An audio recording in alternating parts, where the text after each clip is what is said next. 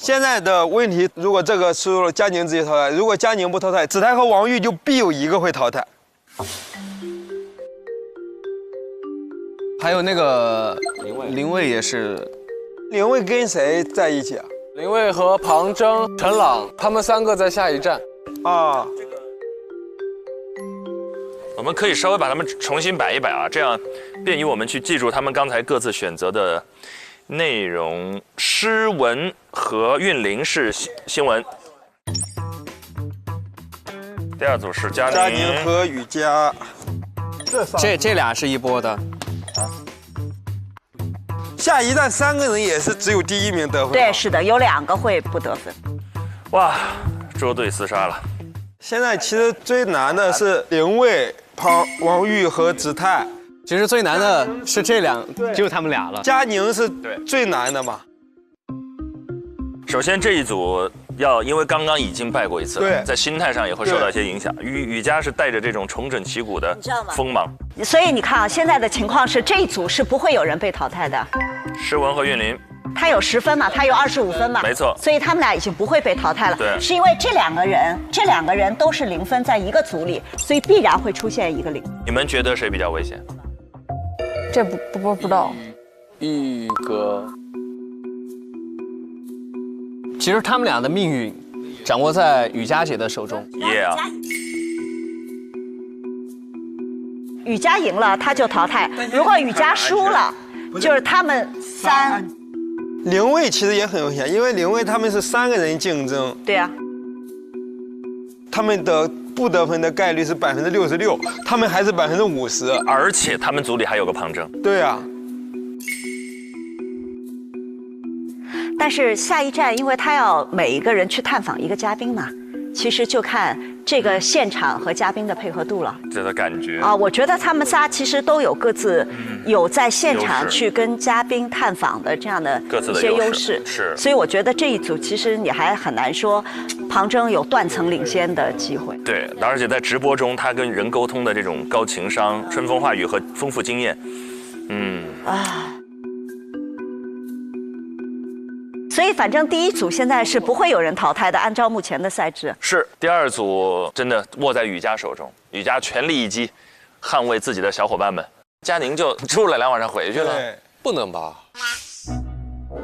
不能吧？哦，有学长在这里啊！不能吧？你聊聊你的看法，子琪。不能吧？你对你的这位学妹感觉如何？佳宁整体感觉还是非常有实力的，在这一次的众多选手中。是的，我觉得如果说只是比了2轮就打道回府了，会有些可惜。太可惜了，太可惜了。佳宁各方面也感觉非常全面，但我也不理解他声音这么适合新闻，为什么选了一个娱乐播报？他可能更多的是晚会主持吧，他好像他的这个简历上很全面，他有大型晚会主持的经验，也有这种新闻，也有外景。所以其实下一站这一类型，其实他也很适合。而且有没有可能他想要展示一下这方面的能力？因为播报他刚才已经参加过了。对，就是你选择太多了，但你又不知道你和谁去搭档或者竞争。反正我就觉得这种时候第1个选就压力也很大，比较吃亏，是他没法选对手。其实你看，像新闻叶线、诗文和韵灵，诗文肯定是没问题的，因为第1轮咱们看到过了。其实是替韵灵捏把汗的，但是韵灵不面临淘汰的危险，对他不面临淘汰，但是他在这个过程中，其实他自己的压力也会非常非常大嘛。我最操心的事情是，我觉得遇见他们现在2位男主持人同时同台去做采访的时候，其实比单人采访更难，因为有合作。对对对，我还以为您说因为有王玉，所以就因为有王玉，所以合作就更难。是这意思是吗？我们可以看看，王玉跟谁能融在一起。哦，王玉已经经受过好几轮测试了，是吧？对，淘汰了好几位，就是。王玉的思维会在自己的框架里有一条完整的线，不太容易受别人的激发和影响。但双人采访其实是个互相托底、互相激发的过程。然后呢，我就担心，就比如说访谈的过程当中，比如说我刚激发到你内心的一个柔软的地方，正打算往下挖呢，然后他就把这个气场给破掉了。所以双人主持是互相托底，绝不能破对方气场的这样一个状态。所以我现在觉得那一组其实真的有非常大的难度，然后2个人一定会竭尽全力，因为这2个人知道说只要我输，我就有极大的可能性淘汰。哎呀妈呀！因为这2人是0分嘛。但我觉得下一站程朗非常适合。这倒是。对，因为那种生活化的那种感觉，然后那种。但生活化的去采访一个嘉宾的时候，其实人生经验还挺重要的。因为你得快速的同理心嘛，他要去采访一个嘉宾的，他不是一个吃吃逛逛的节目。如果他吃吃逛逛，我投程朗1票哎。很有道理。我们刚才做了一些我们这个视角的推断，但不一定准确，因为我们之前对他们所有人选这栏目组几乎没有中一个，真挺不容易的。那也就意味着接下来的每一个环节都会给我们带来非常多的惊喜。我们第一个走进的会是哪档节目呢？是新闻夜线组的备战，一起来看一看备战情况怎么样。那大家每个人都已经有了自己的选择，接下来呢，各位带教老师就带着选择自己的实习生回到自己的办公室，把接下来的考核安排跟大家做一下介绍。谢谢老师们，谢谢老师。你们俩跟我走吧。好，走了。哎，下一站的3位，请到我的办公室。咱俩也是凑巧，你俩刚来就开始。就是强行捆绑在一起了，只是因为觉得这个方向很想选。是吗？雨佳，棒！我跟你说，咱们俩其实就一个任务，稳住把这活干完。哎，我们是一起还是分开？一起哦，一起就是一起稳住把这活干完。但是我在想，我的风格跟你的风格实在是差异太大。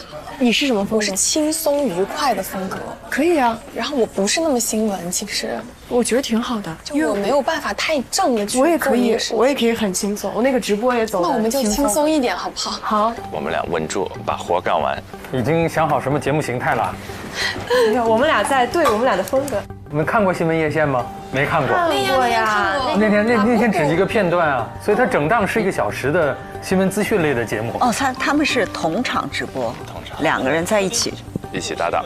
这种新闻确定风格是不是应该看新闻当天播出的新闻稿件呀？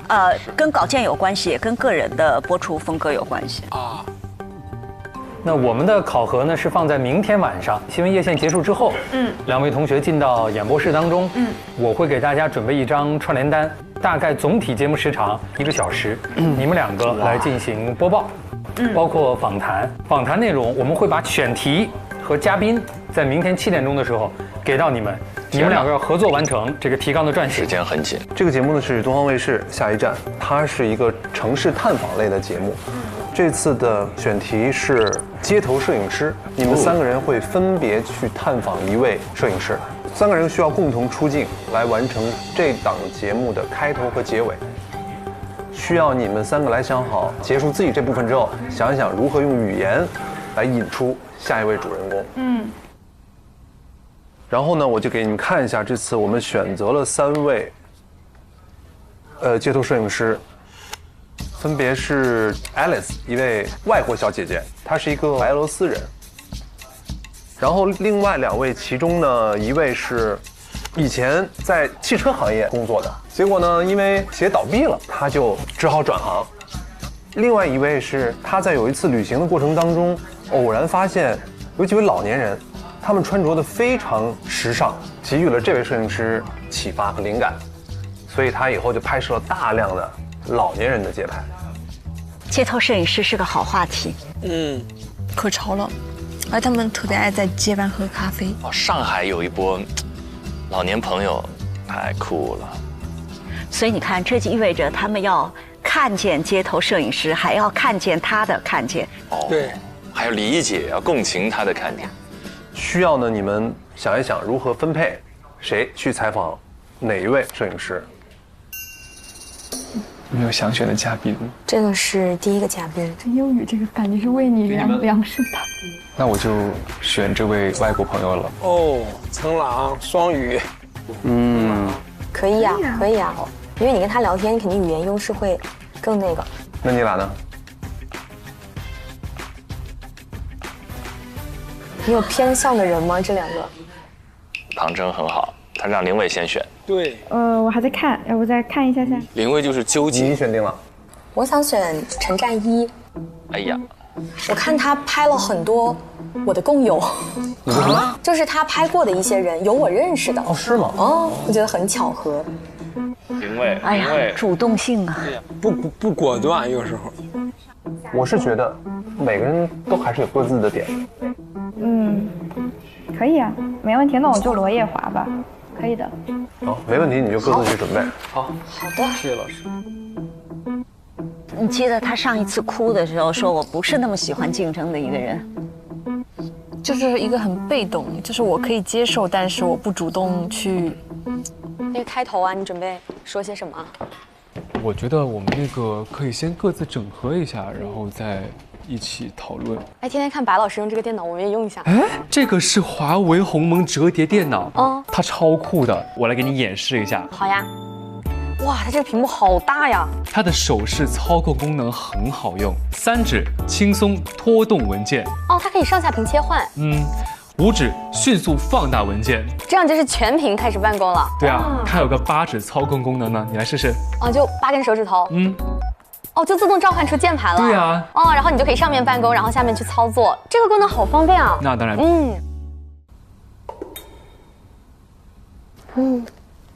老师，我知道你肯定从内心是不想选这档节目的，因为你抽签的顺序没有办法了。老师，你是不是觉得我那个新闻播得不好？没问题，陕西播音很好的。